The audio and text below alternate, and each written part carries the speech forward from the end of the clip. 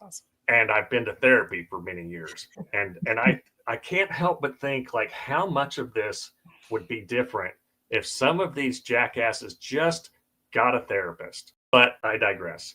So Mark Driscoll, what can you tell us about Driscoll and the anti-gospel of his church? And I was just waiting for the moment when Jesus came running through his Phoenix church to start overturning tables and shit because of all of the self-aggrandizement and everything that you described. So for those who don't know, tell us about Mark Driscoll. Yeah, well, I love that you bring up the story of Jesus turning over tables, because that's a favorite story of these folks, Christian nationalists and violent masculinity defenders. They love the story of angry Jesus, but they never admit that the reason Jesus is so angry is that his church has been turned into a place for money changers, and a place where people can make money. And that's certainly, if you go to Mark Driscoll's church, he's got all kinds of merchandise you can buy. He's got his books right out there front and center. I didn't see any Bibles for sale, but I saw a lot of Mark Driscoll's books for sale. So you can see who he really wants people to worship, and it's not Jesus. But Mark Driscoll, he really came to popularity in the 2010s. He was pastoring a church called Mars Hill in Seattle. There's a fantastic podcast, The Rise and Fall of Mars Hill, that really looks at just the disaster that Mark Driscoll wrought in this megachurch.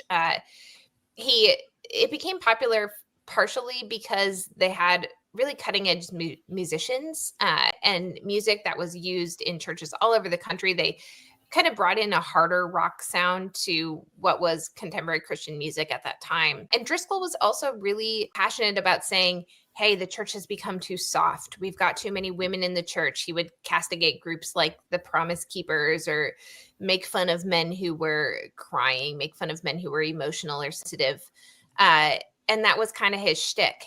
And he took off for a while because he was kind of the first person to begin to usher in a harsher form of Christianity. Now we know that they may have said that the church was too feminized in the 2010s, but this was still an era in America where most major denominations did not allow women pastors. So, let's not get carried away about how feminized the church was. Right.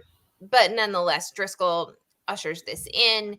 He is known for his angry, yelling, long sermons, and he kind of goes down in flames in Seattle. It comes out that he's a terrible boss. He's been mistreating employees.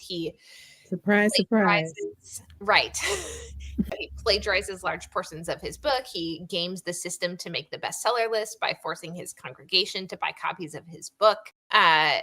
Writes a horrible book with his spouse about sexuality, and suggests that women should be constantly available to their husbands at any time, that's really the role of women. But as is so common in stories like Mark Driscoll's, he's not chastened by this experience of being driven out of his church.